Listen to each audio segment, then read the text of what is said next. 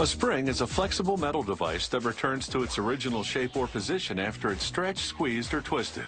Springs were first used in clocks during the 16th century and starting in the late 1800s in chair seats and bedding. Today, springs pop up all over. They're crucial components of modern technology. Different types of springs include compression on the right and extension on the left. During use, these torsion springs will twist at one or both ends. Workers start with rolls of steel cord. The cord diameters range in size depending on the type of springs being made. A machine called a dereeler unwinds the roll, feeding it to a computer-guided forming machine. This forming machine forces the cord through a channel, shapes it into a coil, and then cuts it into segments. Small wheels and a metal shaft guide the cord into shape. These are torsion springs for use in the automotive industry, which relies heavily on a variety of springs.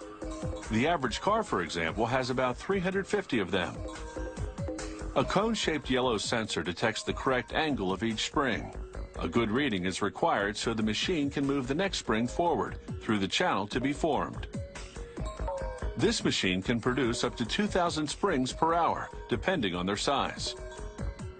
Here, another larger forming machine creates extension springs that are over 6 inches long.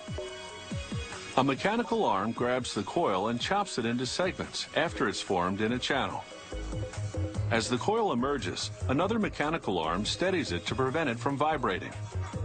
This keeps the spring tension constant, enabling the machine to produce at top speed. In slow motion, you can see how the machine grabs the coil's first ring and bends it to form a hook. This all takes place as the coil emerges from the channel. A vise then secures the last ring on the end of the coil, while another arm twists it to make the spring's other hook. Slowed down, you see how 2 arms surround the coil being held in the vise. One arm then grabs the last ring while the other arm twists it upward. This machine makes compression springs, a model with tapered ends that's often used in seat belts. A metal probe detects the correct length of the springs after they're formed.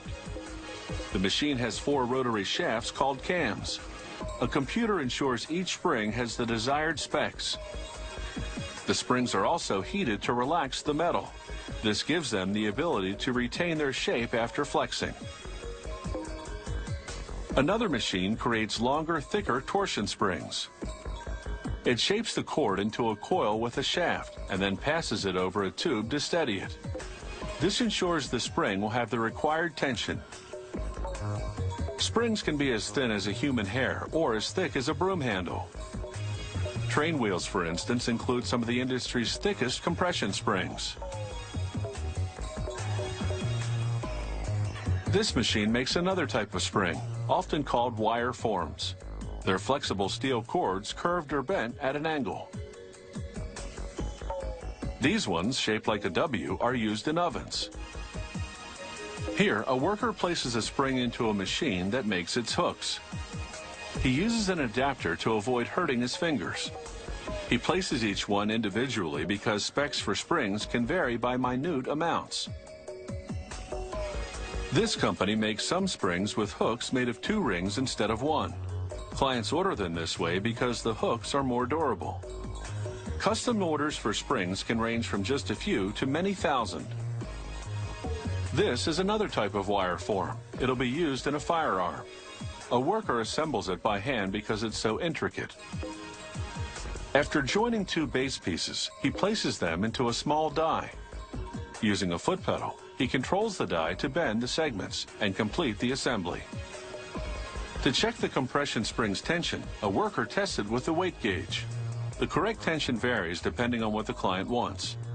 A 1.5-inch long spring, for example, might need to withstand 5 pounds of tension when compressed to 1 inch.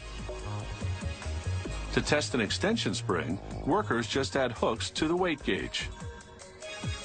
Whether they're extension, compression, torsion, or wire form, and whether they're inside pens or satellites, springs prove that some old ideas definitely still work.